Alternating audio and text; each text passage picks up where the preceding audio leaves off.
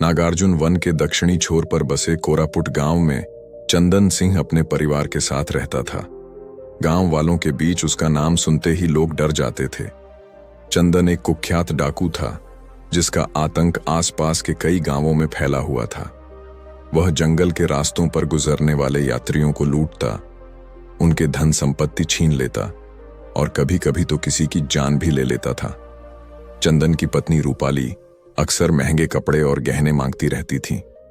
उसका 10 वर्षीय बेटा विशाल भी नए नए खिलौनों की फरमाइश करता था। परिवार की इन मांगों को पूरा करने के लिए चंदन अपराध के रास्ते पर और आगे बढ़ता गया। चंदन के पिता हरदयाल, जो कभी खुद भी एक डाकू थे, अब पश्चाताप करते हुए एक साधारण जीवन जी रहे थे। वे अक्सर चंदन को इस रास्ते से हटने की सलाह देते, लेकिन चंदन उनकी बातों पर ध्यान नहीं देता था। बेटा, यह रास्ता ठीक नहीं है। एक दिन हरदयाल ने अपने बेटे से कहा, मैंने भी कभी यह सब किया था, पर आज पछता रहा हूं। मेरी गलतियों को मत दोहराओ। चंदन ने अपने पिता की ओर तिरस्कार से देखा। पिताजी, जब आप खुद यही सब करते थे तब यह पाप नहीं था, और अब मुझे उपदेश दे रहे हैं। मुझे रहने दीजिए, मैं अपना मार्ग खुद चुन लूंगा। एक शाम चंदन जंगल के रास्ते पर छिपा हुआ था। उसने देखा कि एक बुजुर्ग व्यक्ति वहां से गुजर रहा था। यह हरनाथ बाबा थे, जो अपनी पोती की शादी के लिए सामान और पैसे लेकर जा रहे थे। चंदन ने रास्ता रोककर हरनाथ बाबा को डरा धमकाकर उनका बैग छीन लिया।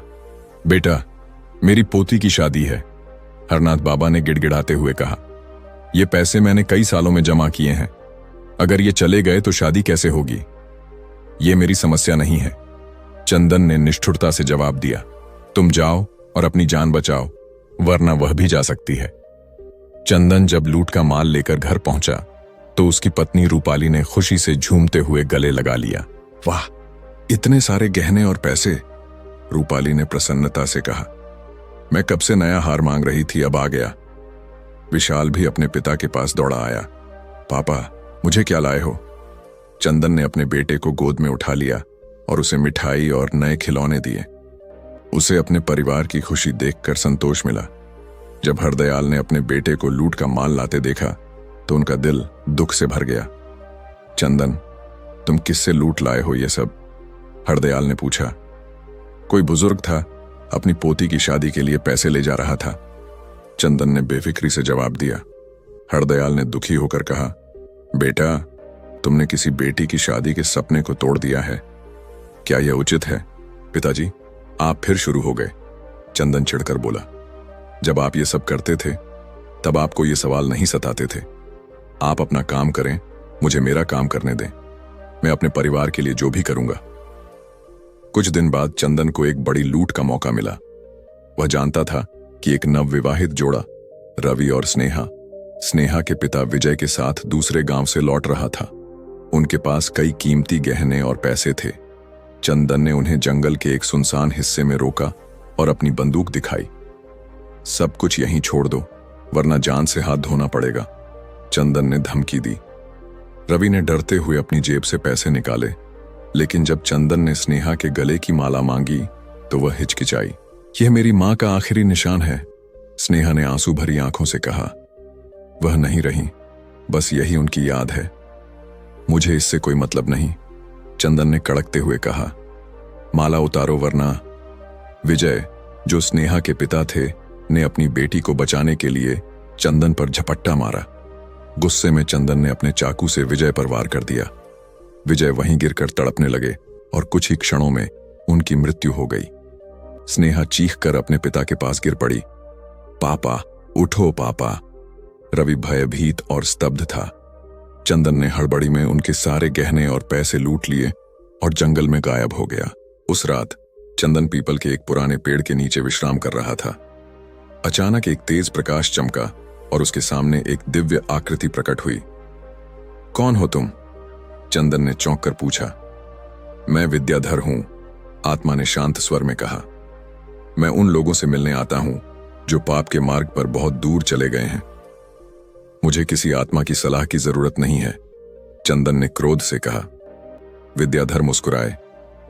चंदन, आज तुमने एक निर्दोष व्यक्ति की जान ली है। एक पिता को उसकी बेटी से अलग कर दिया है और यह सब क्यों? कुछ पैसों और गहनों के लिए?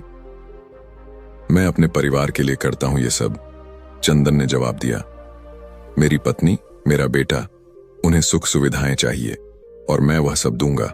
विद्याधर गंभीरता से बोले, लेकिन क्या तुम्हारा परिवार तुम्हारे पापों का बोझ भी उठाने को तैयार है? क्या वे तुम्हारे साथ दंड भी भुगतेंगे? क्या मतलब? चंदन ने भौंचक होकर पूछा। एक प्रयोग करो, विद्याधर ने सुझाव दिया। अपने परिवार से पूछो कि क्या वे तुम्हारे पापों को बांटने को तैयार हैं? जिस तरह वे तुम्हारी लूट का आनंद लेते हैं, क्या वे तुम्हारे अपराधों के परिणाम भी सहन करेंगे? इससे पहले कि चंदन कुछ और कह पाता, विद्याधर वहां से अदृश्य हो गए। छठा दृश्य, परिवार से प्रश्न। चंदन अगले दिन लूट के माल से लदा हुआ घर पहुंचा। रूपाली ने उसे देखते ही खुशी से झूम उठी। वाह, इतना सारा सोना, उसने विस्मय से कहा। और यह हार तो बहुत खूबसूरत है। यह हार एक नवविवाहित महिला का था, चंदन ने धीरे से कहा। और इसे पाने के लिए मुझे उसके पिता की हत्या करनी पड़ी। रूपाली का चेहरा एकदम पीला पड़ गया। क्या? तुमने किसी की हत्या कर दी? हां, चंदन ने कहा, फिर गंभीरता से पूछा, रूपाली, क्या तुम मेरे पापों को बांटने को तैयार हो? जैसे तुम इन गहनों का आनंद लेती हो, क्या वैसे ही मेरे पापों के दंड में भी हिस्सा बंटाओगी? रूपाली ने हार अपने हाथों से दूर फेंक दिया। पागल हो गए हो क्या? मैं कोई अपराधी नहीं हूं। मैंने किसी की हत्या नहीं की। तुम्हारे पाप तुम्हारे हैं। उसी समय विशाल कमरे में आया। पापा, आप आ गए। मेरे लिए क्या लाए? चंदन ने अपने बेटे की ओर देखा, फिर उसे गोद में बिठाकर बोला, बेटा, अगर पापा कोई गलत काम करें तो क्या आप उनके साथ दंड भुगतेंगे? विशाल ने अनजान भाव से पूछा। गलत काम? पापा ने क्या किया? रूपाली तुरंत बीच में आई। कुछ नहीं बेटा, तुम जाओ अपने कमरे में। विशाल चला गया और रूपाली ने चंदन की ओर क्रोध से देखा। तुम पागल हो गए हो? बच्चे के सामने ऐसी बातें? अगर तुमने अपराध किया है तो उसका दंड तुम्हें ही भुगतना होगा। हम क्यों झेलें तुम्हारे कर्मों का परिणाम? चंदन पूरी रात सो नहीं पाया। उसके मन में विद्याधर के शब्द और रूपाली की प्रतिक्रिया गूंज रही थी। सुबह होते ही वह फिर उसी पीपल के पेड़ के पास पहुंचा। विद्याधर, मैं यहां हूं, चंदन ने पुकारा। मुझसे बात करो। एक क्षण में विद्याधर प्रकट हुए। तुमने अपना प्रयोग कर लिया चंदन? हां, चंदन ने निराशा से कहा। तुम सही थे। मेरा परिवार मेरे सुख को तो बांटता है, पर मेरे पापों को नहीं। रूपाली ने साफ कह दिया कि मेरे कर्मों का परिणाम मुझे अकेले ही भुगतना होगा। यही जीवन का सत्य है, विद्याधर ने कहा। पाप का बोझ अकेला होता है, इसे कोई बांट नहीं सकता। जब न्याय का समय आता है, तब हर व्यक्ति अपने कर्मों के लिए अकेला खड़ा होता है। चंदन के आंखों से आंसू बहने लगे। अब मैं क्या करूं?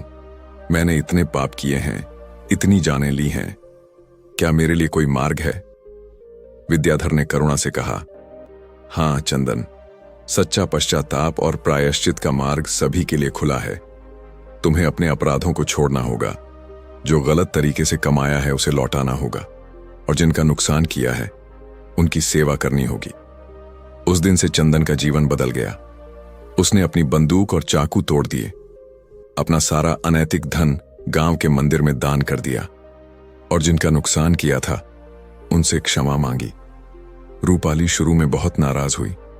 तुम पागल हो गए हो? इतने सालों की मेहनत का क्या हुआ? हम कैसे जिएंगे अब? ने शांति से जवाब दिया।